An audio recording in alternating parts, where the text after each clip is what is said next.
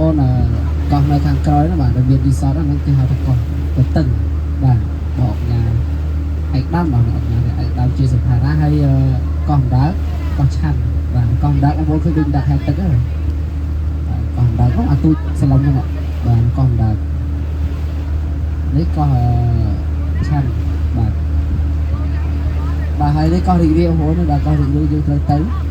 បាទអញ្ចឹងលើកោះហ្នឹងគឺគេគិតសវត្ថម្នាក់2000រៀលប៉ុន្តែបងប្អូនមកចាំអស់លុយទេបាទខ្ញុំអ្នកចេញអស់ណា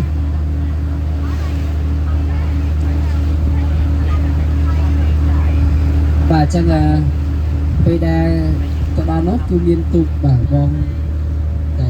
ទូកជើងមិញទូកជើងហ្នឹងគឺគាត់នឹងជួយចំណេះបងប្អូនទាំងអស់គ្នាពីទូកនេះ